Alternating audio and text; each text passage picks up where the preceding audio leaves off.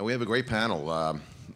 Down at the far end is my friend Steve Norton. Steve was one of the originators of casino gaming in Atlantic City. He worked for Resorts International, was a vice president there for many years before moving on to Argosy and some other interesting casino development sites around the country. Steve has a lot of experience in New Jersey. Does not live there, as none of us do right now, except I live there half the time in the summer. He worked at the Taj Mahal. We just talked. He was just there last week and paying his last respects to the Taj Mahal. So, and his father was also a newspaper man in Atlantic City, a well-renowned newspaper man in the strict sense of the word newspaper man. So he's got a lot of heart there. I started my gaming career in Atlantic City as a dealer at Caesars, original dealer at Caesars in 1979, and I lived there for 20 years full time. I moved out here about 12 years ago, but I still have a house in Atlantic City. I still consider Atlantic City my home. The common thread amongst us all, though, is that we all love Atlantic City. So you're going to hear some passion right now. Steve and I sometimes don't agree on this subject, but we'll start. So let me just lay some background here. We're talking about a possible casino expansion into North Jersey. Atlantic City has suffered from casino expansion all over their region. Started in Delaware in the early 90s, continued into Pennsylvania in the early 2000s, and New York got on board. So the Atlantic City market has been decimated by competition. I'll ask Dave in a minute what the numbers are there, but they're pretty substantial. That it really has hurt Atlantic City. And then to have your own state come in and say we're going to expand casinos within the state is really not fair. In my view. Steve might have a different slant on that. But so just last week, there's been two groups that have been presumed to be the leaders in getting two casinos in North Jersey. One is led by Jeff Gorel, who is the owner of the Meadowlands, the big sports complex in North Jersey that includes a racetrack. And the other one is Paul Fireman. He's the founder of Reebok. He's proposing a $4 billion casino in Jersey City, right on the river, right across from New York City. The bill that would enable this, though, is such a poor bill that the polling has been terribly negative on it, and just last week these two guys pulled their support for the campaign in terms of the money they're going to put into it. Now the referendum still will go on, but there's not going to be any much pro advertising for it. So there's also a very organized group in Trenton called Bad Bet New Jersey that has really focused on the administration.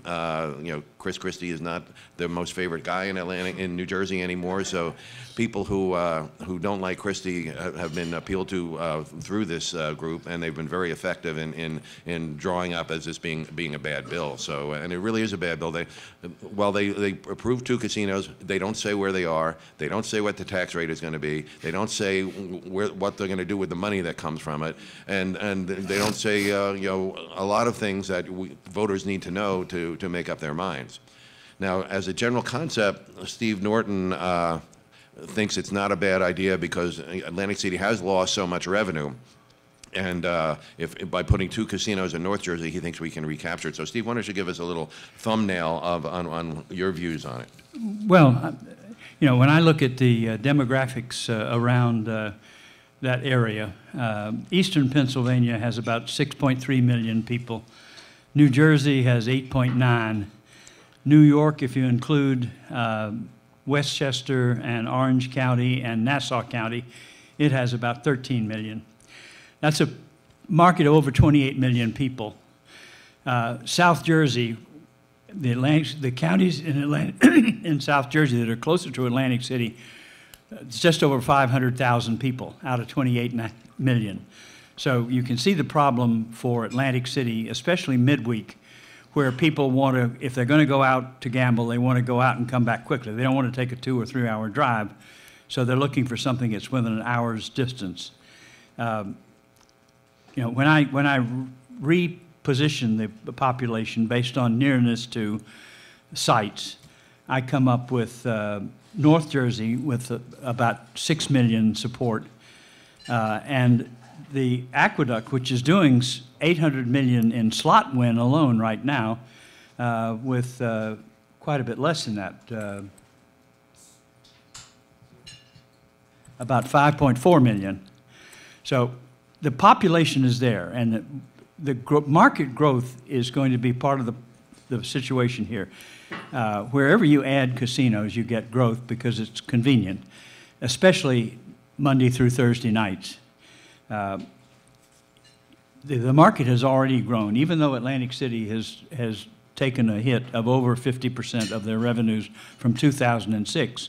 When you add all of the revenues from Yonkers and Aqueduct, that's $1.3 billion a year.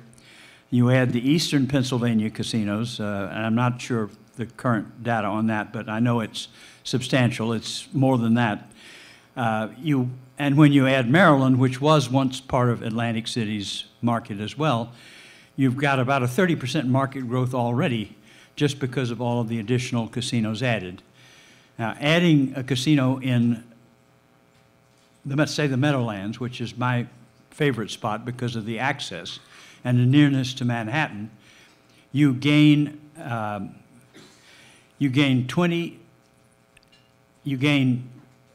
about 20 million business travelers who are staying in Manhattan who are looking for something to do at night, another 15 million vacationers who are on weekends who are looking for something to do, maybe not as much as the midweek group, but the midweek group, they're affluent business travelers, conventioneers, trade show attendees.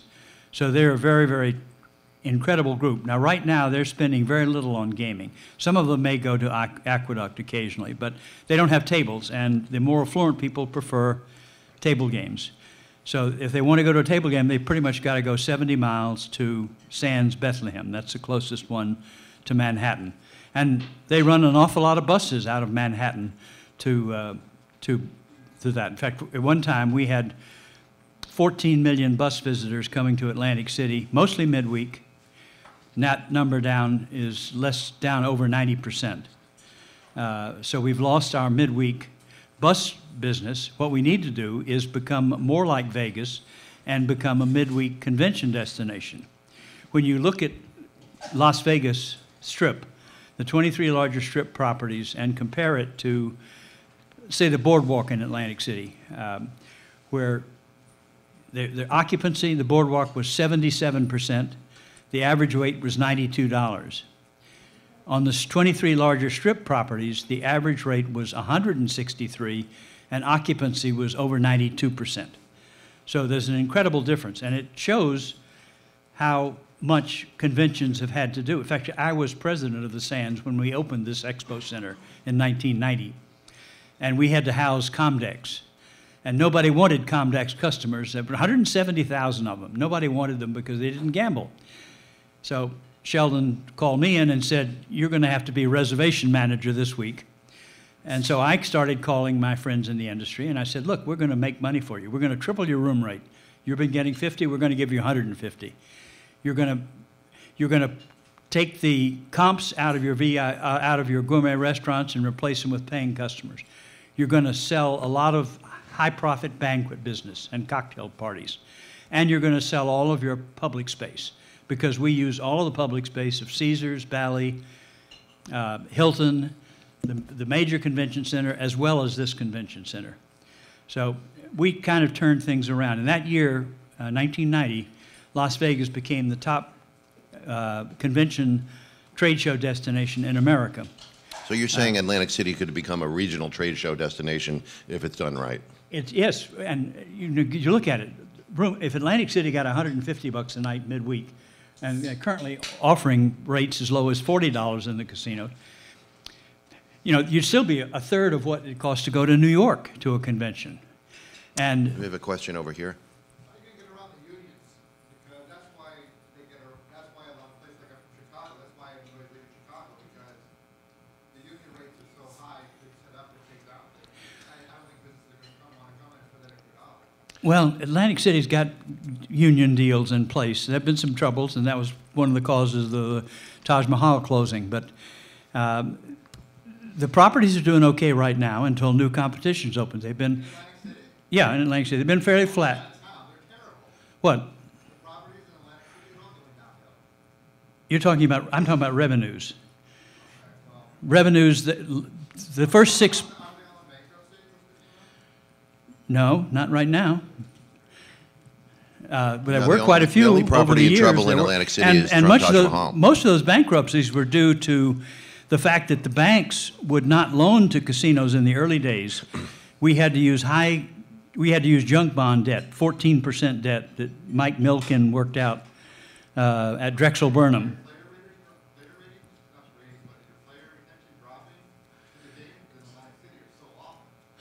Well, because they're so much more convenient to someone else now. So why come to Atlantic City when you've got a casino that's 1 hour away? Revenues have settled down now. We've hit the bottom. They hit their bottom at $6.9 billion in 2009. No. They had no place to go without it. Well, 2006, we had 5.2 billion in casino win. That is, yeah, that is now down to something over $2 billion. So it's down over 50%. Okay, let's give Dave a chance Yeah, here. give me a Dave chance knows here. the numbers better than I'm any on of the us. panel, so let me talk. So, I totally lost my train of thought, but here's what I want to say. I want to go back. The tragedy about Atlantic City is that everything was completely foreseeable and was foreseen. If you go back to 1977, when they're drafting the legislation, and you were there, And I helped draft it. yeah, Governor Byrne is saying, look, we need to get open because the Catskills and Florida are coming. That didn't happen, so there was maybe a 5-year breather, and I think everybody let their guard down and was not ready for the competition that was inevitable, that was going to come. Where Vegas is different, and by the way, let me say, probably the best thing that could have happened to Atlantic City would have been if there was a really huge, let's say Hurricane Gloria was way worse and wiped out most of everything and they had to rebuild it. If you look at the Las Vegas Strip, that's pretty much what happened in the 90s. They completely rebuilt the physical plant. If they hadn't have done that, basically it would have been, Las Vegas Strip would have been places more like the Riviera, which closed last year. So they completely rebuilt, which Atlantic City didn't do. They were able to get open in the late 70s, early 80s, did have some additional casinos added, but they never really did that total refresh. You know, some places are doing, I think have done a good job. If you look at Harrah's, they've done a pretty good job. Borgata's done a good job. Tropicana's done a good job. You know, and if I'm allowed to ramble for a minute, Go ahead, can I ramble? ramble on. I just want to say this. So one of the things that always struck me about the Atlantic City casinos, one of the reasons why I got interested in researching casinos, is that they put these casinos down as big glass air-conditioned boxes on the boardwalk. And if you know former Golden Nugget, then Bally's Grand, then, well, Atlantic City Hilton. yeah, Atlantic City Hilton, ACH, Atlanta Club. You know, if you know that, the boardwalk frontage is pretty much a blank black glass wall that is very uninviting. What I really like, you know, I was just there this weekend, is looking at the Tropicana, that isn't there anymore. Everything now is interactive with the boardwalk. You know, now if this had happened back in 1980, probably would have been different. Maybe not, because the competition would have come anyway. But I think that's just a very important thing, to look at the actual physical, I don't know, how they rolled it out. When you talk about North Jersey casinos, the reason they're even being proposed is because, again, we've lost this revenue and the tax revenue that went along with it. So the New Jersey was the first state to solve their senior prescription Yeah, plan. prescription. What do they call it? The PAD plan. Yeah. Seniors paid, $2 for a prescription for many, many years. As the revenue started going down, now they're paying $5. I think that there's a proposal now to increase it to 10. So, Atlantic City was one of the most progressive state, actually New Jersey was a progressive state being able to solve that. So they're trying to get that money back, and the way they want to get that money back is by bringing the casinos into North Jersey. But if you do that, then it's going to decimate what's left in Atlantic City. I think we would lose at least 3 casinos, if not more. And again, there's thousands of employees. Atlantic City, the South Jersey region, is already in a in a recession, almost mirroring a depression. The Atlantic City has the highest foreclosure rate of any city in the country right now. So this is exactly the worst time to expand gaming into North Jersey. But here's, Well, oh, you got to think that if Atlantic City were to get 200 million a year, which is what I think they would get if they adopted the 55% slot tax rate and maybe a 16% tax on tables like Pennsylvania does, seniors should get for 200 million a year. They've lost $1.8 billion in win tax revenue for their programs since 2006. In a decade, they've lost $1.8 billion. This would add 200 million a year to them. Would give 200 million a year to Atlantic City. Okay, but who's going to get the money in Atlantic City? Well, Who's going to spend the money? I'm not saying you give it to the city. I mean, No, God forbid. I'm saying one. Or you don't want to give it to the CRDA. They've been managing a $90 million fund for the past 5 years, and nothing has improved. So One thing I do like the LED lights on the boardwalk. yeah, that is I haven't nice. seen them yet. Well, They let me were just putting kind them up when I of left. paratroop in here for a second. So let's say they do get the casinos up in North Jersey. They have the right tax rate. The Atlantic City's getting $200 million a year. How long is it going to take before they have casinos in Manhattan? Well, that's exactly true. That's- There's Probably 5 years. There's a plan in New York. As soon as the first Northern Tier casino opens, which is within months now, there's a clock that starts ticking on a 7-year where they can open licenses in Manhattan and the New York metropolitan area. So you're going to have the 2 North Jersey casinos coming back to the legislators saying, we're paying too much taxes, we need help. So it's not going to help in the long run. Tony, go ahead. All the evidence suggests right now, this referendum is dead in the water. Yes. Yeah. Now, Jeff Garral has threatened, he said, Atlantic City, you better get this passed this year. Right. Because if you don't, we're gonna come back and we're gonna leave you out. Yeah. Yeah, he said that in May at the East Coast Gaming. Right. Yeah. So Nastiest what does bit. that, do you think he's, because this will not go away. I think No, this is Yeah. definitely coming back. Yeah. They cannot bring it back next year. Atlantic City will be cut out completely. That's what he's threatening, but I don't, they can't pass a bill without helping Atlantic City. It's just not going to happen. Why is that? Because, first of all, the people wouldn't vote for it because the campaign that this group in Trenton did.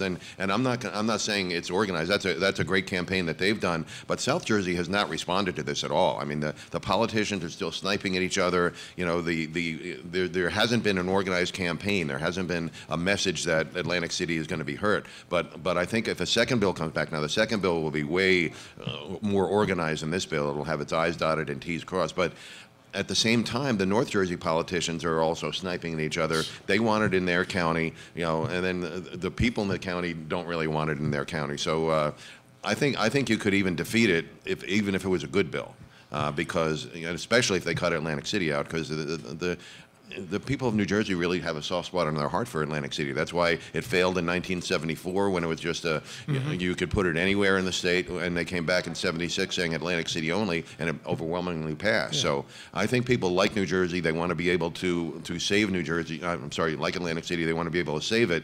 And if the bill doesn't do that for them, I don't think that'll happen. Roger, what do you think, I mean, by then, in 2 years, there will be a new governor. Right. At least an election. Yep. I mean, Yeah. how will that affect it? For those of us that have lived and worked there, how many times did we hear Ed Rendell in Pennsylvania say it was the last thing he did in his life, basically? He was going to get casinos in Pennsylvania. Right. And when the first one opened in 2006, where was John Corzine? That never called anybody into his office that I know and said, how are we going to address this? It just kind of like evolved and happened. Yeah. So, You know, what if this- the new governor's leadership? Well, here's the problem, is that they've been playing chess, looking at the board as it is. We need leaders who are going to start playing chess, looking 5 or 6 moves ahead. So just saying we're going to have casinos in North Jersey and that's going to solve the problems in Atlantic City, it's not a viable solution. You've got to say, well, how do we deliver on the original promise of the casino legislation, which was to reinvigorate the infrastructure and jumpstart the convention business, as Steve was saying. You know, how do we take that to the next level now? How about pushing out to Atlantic Avenue and knocking everything down in between, which should have been done from the first day? Yeah, I think that's definitely possible. Yeah. Jeff? Yes. I used to live in New York City, and most people in New York City do not own cars. And there is not a good railroad where they tried something. but there was not a good rail connection. So the only way to get to Atlantic Right. City was the bus system, where they overbribed you to Right. get on the buses. How much good business does Atlantic City currently get from New York City? Not much. It doesn't get. It gets more from North Jersey, the North Jersey counties. You know, it does get a substantial amount from the island and stuff like that. But again, they have more convenient casinos to go to. So going to Atlantic City isn't really an option for them. You know, the Philadelphia market has been chopped off. Now, I think Steve is completely correct here about reviving the convention business. I was there all summer. The weekends were jam-packed. They're actually doing some really good things. They had concerts on the beach 4 or 5 times this summer. Yeah. So I think Atlantic City, is eminently survivable if we don't have this competition in North Jersey, because they are moving in the right direction. They're creating a lot of opportunity there. The big problem, however, is city government. One problem with putting a casino in Manhattan will always be the well-organized arts community, which is much bigger there than any place. Well, you got to remember, Manhattan only has a population of 1.4 million. Right.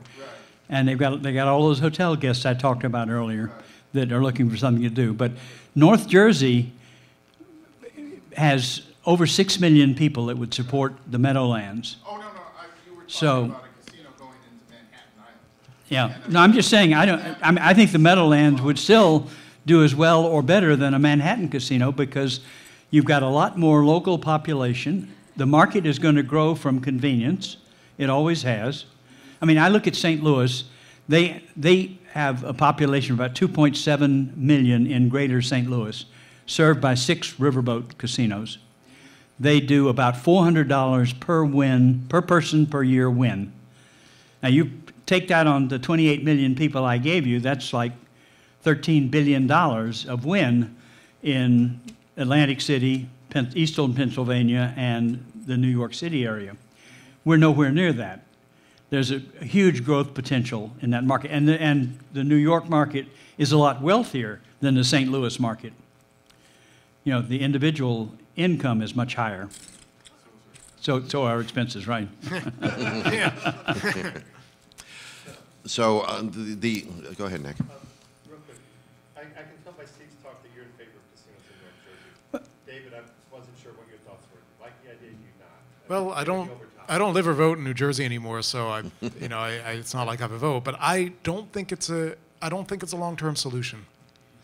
I don't think it's a long-term solution, because I think, if anything, the past 30 years of gaming expansion shows us that it's always going to move someplace else, and there's no way that they will let New Jersey have this, just like Pennsylvania didn't. Right, and There's again, no way. Again, New York is going to approve casinos in the metropolitan area, and even if it's not in Manhattan, It'll be you put one on Long Island, you put one up in Westchester. Those are wealthy areas. So that would like completely cut off any New Jersey casinos from New York. So it's only going to tap into the local market in North Jersey, and I think that's not going to help. If you just my 6 million people in North Jersey, if they spent $400 a year, that's $2.4 billion.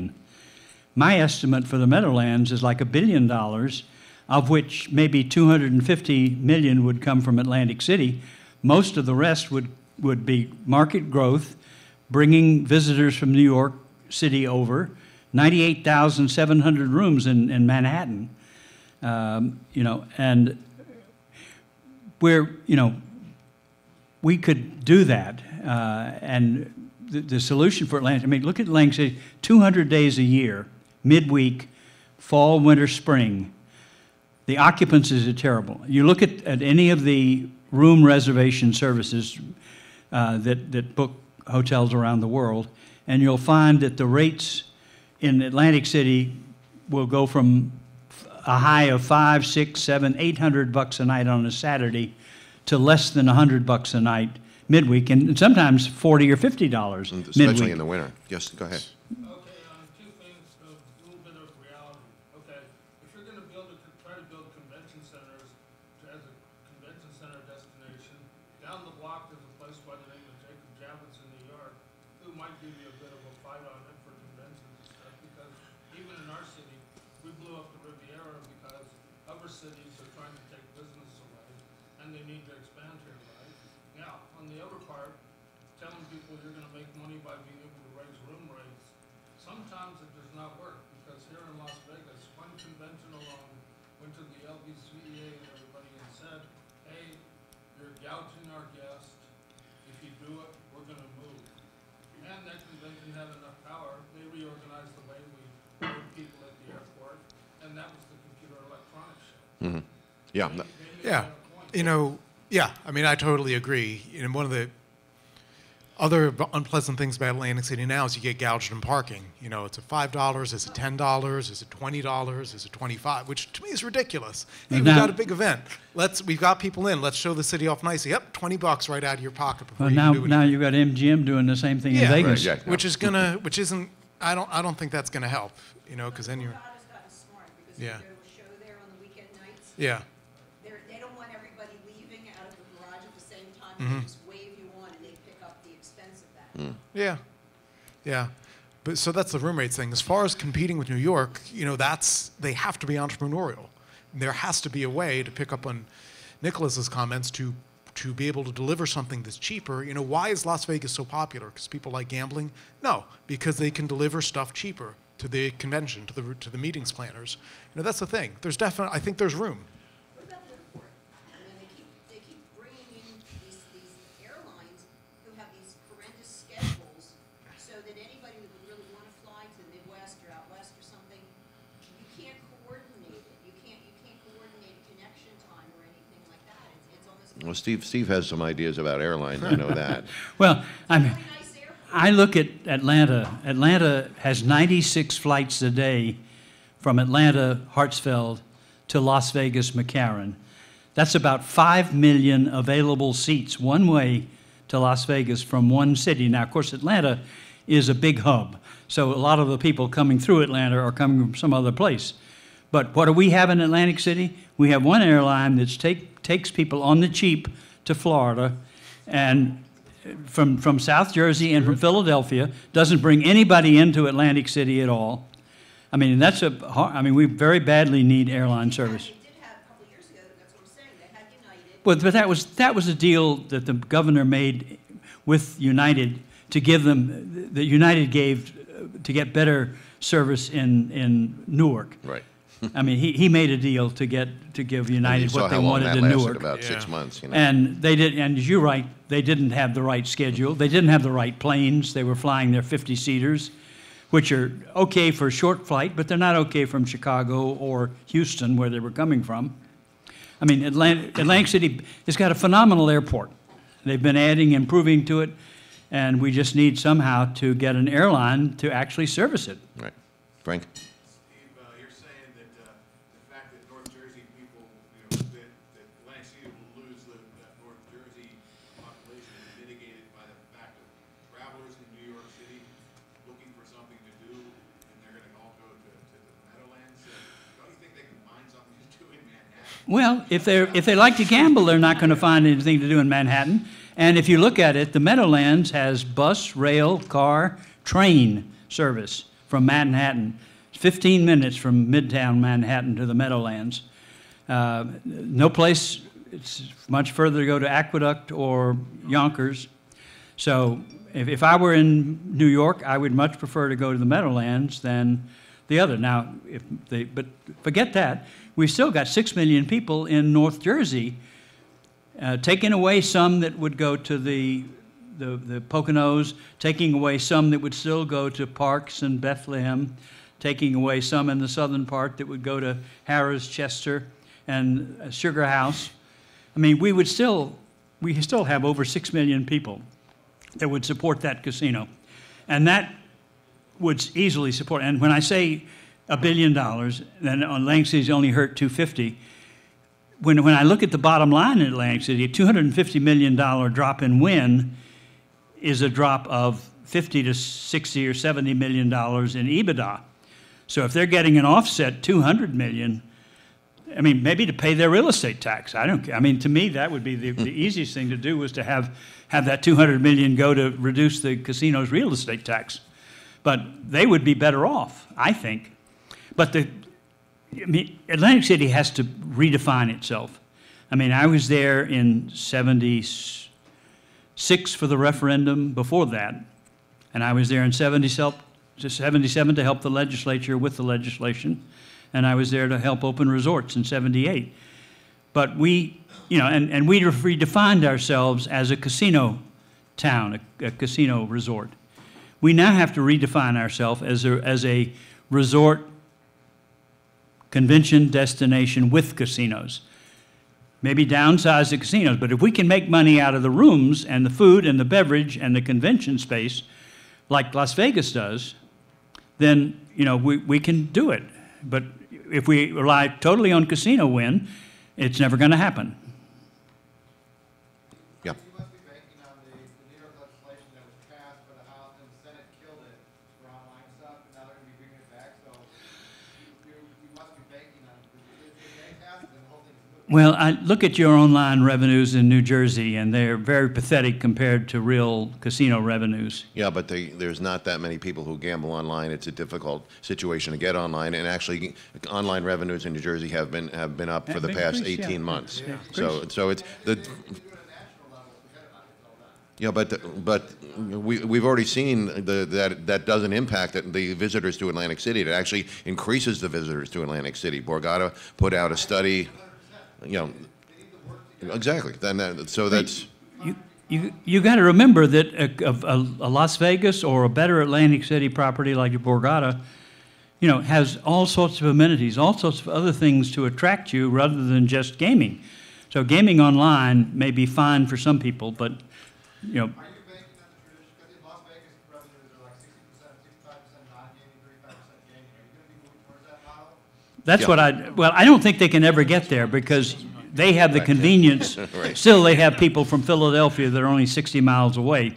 So they're still going to get some more convenience play than Vegas does. My recent study on that, the average of the 23 larger strip hotels won $214 per day per occupied room. The smaller ones were, I can't remember, about 150. In Atlantic City, the boardwalk properties were winning over $550 a day, and the marina properties were winning about $680 a day. Now, that's not from the people staying there. So that's obviously people coming in off of the street. Still, I mean, there's no way you can tell me that the visitor to Atlantic City is a better quality visitor than the visitor to Las Vegas. That's consistent with the standard model of Magic 80-20 relations, like your revenues usually come to 20%. Well, in Nevada, the 23 better properties, 34.7% of the revenues come from the casino. The rest come from the other. In terms of profitability, rooms department makes a 63% profit. The casino is around 30. And when you get to the overall situation, the rooms department produces more profitability than the casino does. Go ahead, And if you John. look at all the other non-casinos, they produce 73% of the operating profits before you get to overhead. Sharon. Go ahead. I'm sure.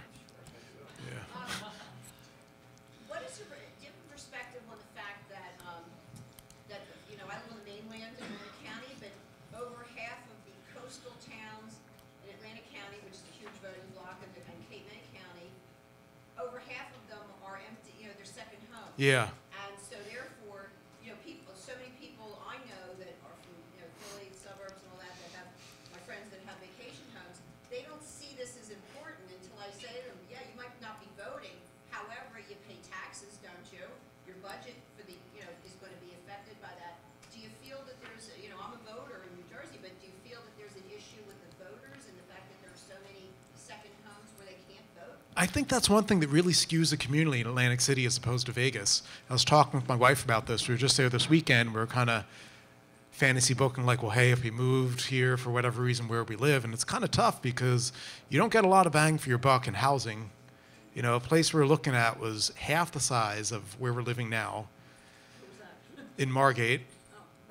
Block from the beach, but still half the size, no garage, no nothing. She wasn't into the exposed radiator pipes and stuff, although I thought it was cool. But she's from California. That's like, whoa. Or the beach block? Yeah, Right. well, not on the beach block. We're off of a block up. But And I said, well, it's because the people, and the guy selling it was saying, yeah, you know, this is a great beach house. So they were not selling it for people to live there, which I think changes the politics and everything in the down beach communities tremendously. Politicians, you know, they take the attitude, you know, with my friends or families Yeah. that comes, and like, well, you're not a voter, you know, so Yeah. we really need to address anything to you, and that cuts off half of the voting block. Yeah, whereas in Vegas, if you have a pretty large voting population, residential population there, I think that's really changed the development of the city in a lot of ways. Yeah. See, there's another little thing that a lot of people, you're gonna think I'm making this up, but when things were doing really good here, we had so many planes come in that the FAA came in and wanted to change some of the planes where they fly over. Well, that community didn't like it, and the powers to be spent money to combat the planes being rerouted over the neighborhood. What airport was that? McCarran. Okay. Yeah, okay. Well, I can understand that. I mean, you've got one of the, Atlanta has the busiest airport in the world, but you've got a very busy one yourself. And in this city now, something else changed that nobody saw coming. Last weekend, we had iHeart, Life is Beautiful. This weekend, we've got the Route 91 Harvest Festival. So all of a sudden, you've got hundreds of thousands of people coming into Las Vegas, not to gamble, go to shows, but to go to music festivals. Well, this is what they're trying to do in Atlantic City with the Yeah. beach concerts, and that's why I say they're making progress on that. So, you know, if we could, you know, stop the North Jersey casinos from happening, if you could build up Atlantic City into the convention destination, Steve suggests you can get some airlines coming into Atlantic City. Atlantic City has a chance to survive. If you can stabilize the government there, which Sharon was just talking about taxes. My taxes for my small house in Atlantic City went up 40% this year. 40%. I mean, that's just because the casinos have successfully appealed their tax rates, so the city has to pay them back taxes. They've just instituted a pilot program, payment in lieu of taxes. And now the casinos are going to pay the same rate for the next 10 years. So the tax burden, if the taxes increase, is going to fall on the homeowners and the small businesses who are not so lucky to have the influence that the casinos have. So, Which, Rogers and countywide. some of it is countywide, yeah, because the county also has to pay into Atlantic City taxes. to me, this is totally insane. You know, I know my mom's tax bill in a 3-bedroom apartment is about 4 or 5 times mine here in a 5-bedroom house. So it's just insane. Yeah, and this also impacts bringing new attractions into Atlantic City. There's a lot of people that want to come in and build an amusement park or build. There's that one plan for some sort of funny roller coaster ride that goes up into that's completely the roller vertical. coaster. But these people aren't coming into town because they can't count on a steady tax rate. And, you know, Yeah. they don't know what the tax rate is going to be from year to year. So this needs to be solved before anything else happens. And the politicians are not addressing it at all. And if you were starting a business, where would you want to locate? You know, as beautiful as the surrounding, and it's a shame. It's such a great area in so many ways, but you'd be irresponsible in a lot of ways to go under that tax structure. Right. Frank? You mentioned beach blocks. Well, when you look at the beach blocks in Atlantic City, Yeah. what has to be done? I mean, This is another thing. something have to be done to actually get people to want to go. So- Because you have the YMCA that's been closed for what, 50 years? It's just sitting there vacant. And Yeah. it's like that all down the beach block. Yeah, I mean, this is another thing that totally, again, seeing this through my wife's eyes, she grew up in California. We had just been in San Diego a couple weeks ago and then went to Atlantic City and just like, yeah, remember in San Diego, Ocean Beach, all that really gentrified and everything. And you're in Atlantic City, I'm like, yeah, it's like vacant lots. I'm like, yeah, this has been vacant since I was a kid. She's like, oh my Right. God, I don't believe it. Yeah, this is never. this has Pauline's always been Prairie. vacant. Yeah, Pauline's Prairie. This has always been vacant. And she just couldn't believe it. That's what happened in Biloxi, is everything got blown away and they were able to Yeah, rebuild. yeah. So I don't know. I mean, I don't know how you. It seems to me that some leader in government has to figure out a way to say, hey, other people in America are building stuff. How can we readjust stuff to a sane level to get people to actually build stuff here? Right, and Dave pointed out that Atlantic City, you know, you might think it's a terrible location, but it's actually a beautiful location. It's a beach town. Yeah. You know, if you have high rises there, you got incredible views of the ocean, the towns north and south of Atlantic City, and all you need to do is stabilize the tax rate, and then you'll get a lot of people investing in there. And of course, change the perception of the town as being one of so dangerous, which isn't necessarily true, but it's still the perception that's there. I mean, there's a lot more violence in Las Vegas that gets swept under the rug that nobody hears about. And if somebody gets killed in Atlantic City, it's a big news up and down the East Coast. So, well, when you talk about crime, you need to look at Orlando and Tampa and Miami. They all have higher crime rates than Vegas or Atlantic City. Mm-hmm. It has to do with the visitors, not. I mean, the FBI compares crime rates. They compare all the crimes against the permanent population. So if you have a lot of commuting workers and you have a lot of visitors, they aren't considered. They aren't in the computation. So it's very misleading, and it's one of the things that have held back the expansion of casino gaming. Plus, they all think we're hoodlums. Mobsters. Right. And Atlantic City for years has been couched as the bad example of gaming. Whenever you try to expand in another destination, they go, oh, look what happened to Atlantic City, And, yeah, but if they hadn't come in, Steve knew what Atlantic City looked like prior to 1976. And actually, in retrospect, I was out there trying to tell people the truth, and that probably hurt Atlantic City because some people started to listen. So. That the negatives about the mob, I mean, the prostitution, the mob, I had, in the prostitution, I basically said, well, we may not eliminate it, but we're certainly going to improve the quality of the product. Yeah, go ahead. For example, people have this misconception on something. They always talk about the big cities and stuff, but what they forget is San Diego, LA, San Francisco, even here in Las Vegas, the people that think they're the center of the state where everything should be done. Turns out they get clobbered at election time by all these little communities, all these little cities and towns across the rest of the state. And that happens in New Jersey also, so. Great. But USA Today had a list when we put it out about 2 years ago of the top 20 convention centers, and they weren't up there for good things. They were up there for the most crime. Mm-hmm. Chicago was number 1 on the list, Las Vegas number 11, and then everybody else just fell into place. No, because it's the visitors. The FBI just does not compute the crime numbers in the way that they should. And they admit it. They admit that the tourists aren't included, and they don't mention like in Atlantic City, most of our workers live in the county. They don't live in the city, in fact, when I was first proposing things for Atlantic City, that was my thought, that Atlantic City would be the business hub and everybody would live in the other counties of South Jersey. I wasn't expecting that to be the place for everybody to want to live in Atlantic City. But there's a guy named Reese Pally early on in Atlantic City fame. He wanted to come in and put bulldozers across the island and bulldoze everything down and build golf courses and just build an adult Disneyland. And everybody thought he was crazy. But the more you look back on it, he probably was the smartest one in the room. Yeah. Well, thanks for attending. We appreciate it. That was interesting one conversation. thing, we really haven't addressed the one issue that we were brought here to address. You mentioned it briefly. But the 3 issues that this situation is not dead in New Jersey yet, North Jersey. There are 3 issues that are involved. One is the tax rate. It needs to be high, and the legislature needs to pass something before the referendum. Now, I don't know that they're going to do that.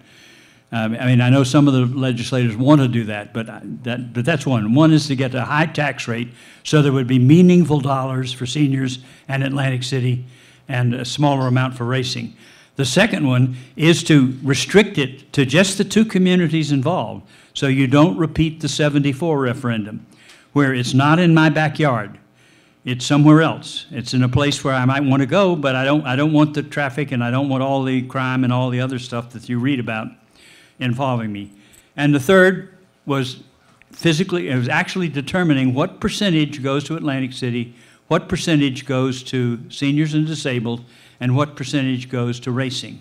And then what other percentage is left, you can pick those up. But they don't want to answer those questions. But if they did, I think the chances of the referendum would change dramatically. And I think 2 years from now, you'll see a bill just like that, and we'll be having this discussion again. So, Yeah. so thanks very much. We appreciate it. Thank you, guys.